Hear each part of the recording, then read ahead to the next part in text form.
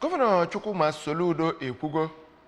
na ọchịchị ya ga-esonyere gọọmenti etiti ịkwado ebe a ga na-amụ Oluaka dị iche iche maka ndị Anambra ọkachasị ndị ntorobịa ka ha nwee ọrụ nke aka ha. Gọvanọ Soludo kwupụtara nke anụnwa na ebe a na-achịkọba ọmụmụ Oluaka na kansụl Ọka North nakwasị kansụl Ọka South, kansụl Idemili North na kansụl Idemili South. Ọ bụ ụlọọrụ ministri na-ahụ maka iwe na ọrụ bụ ndị chịkọbara ya. Onye nta aka ibe Emmanuel Okonkwo wetara anyị akụkọ a.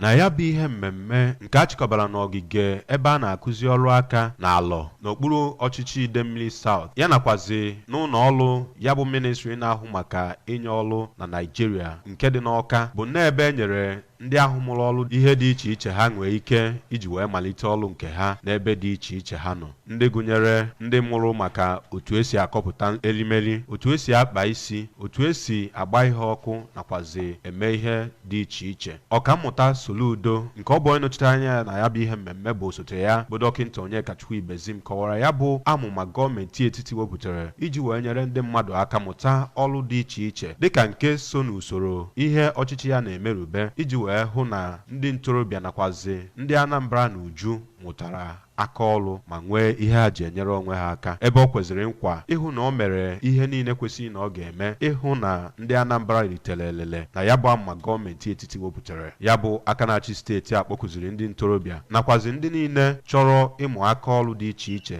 ka ha bụ ndị ga-edebanye aha ha na ndị ahụ gọọmenti steeti a nakwazi gọọmenti etiti ga-akụziri ọrụ aka dị iche iche ma gbaa mbọ oge ha debechara aha ha mụta ya bụ ihe a ga-akụziri ha, nyekwaziri aka ịkụziri ndị ọzọ iji wee beneta enweghị ọrụ nakwazi mpụ na omekome na steeti a. N'okwu nke ya na mbụ, Sinetọ Ngige chetara ndị ntorobịa na ọrụ aka bụzi nnọọ egwu eji n'oge ugbu a nke ga-enyere ndị mmadụ aka iji wee nwee ihe ha na-eli n'oge ugbu a ọnọdụ Naijiria jọgburu onwe ya, ebe ọ kọwaziri na ọ ga na-ahụta ọrụ bekee dịka egwu eji agaala na ihe bụzi isi afọ kwawa okpu n'oge ugbu a bụzi aka ọrụ. Sinetọ Ngige kwupụtara na gọọmenti etiti na nke steeti ga-ebinyezi aka n'akwụkwọ iji wee hụ na ya bụ amụma ịkụziri ndị mmadụ ọrụ aka dị iche iche bụ nke ga-adị ọkpụtọrọkpụ n'okwu ha dị iche iche. Onye ji ọkwa Director nke Skills Development and Certification Department n'ụlọ ọrụ ministry na-ahụ maka inye ọrụ na Nigeria bụ Engineer Tiza Shaka ya nakwazi onye ji ọkwa Controller nke Anambra State Office nke ya bụ ụlọ ọrụ bụ Oluaka Benedin Oji Ogbuehi dọrọ ndị ahụ ritere elele na ya bụ ihe mmemme aka na ntị ka ha ghara ile ya bụ ihe bunye ha ele kama ka ha were ya wee rụpụta ebumnobi eji wee bunye ha ya, ebe ha kpọkụzi gọọmenti ka ha bụ ndị ga-agbata ha ọsọ enyemaka n'ihe gbasara ịhụ na e nwere ezi nchekwa ndụ na akụnụba n'ogige ebe ahụ a na-akụzi aka ọrụ ahụ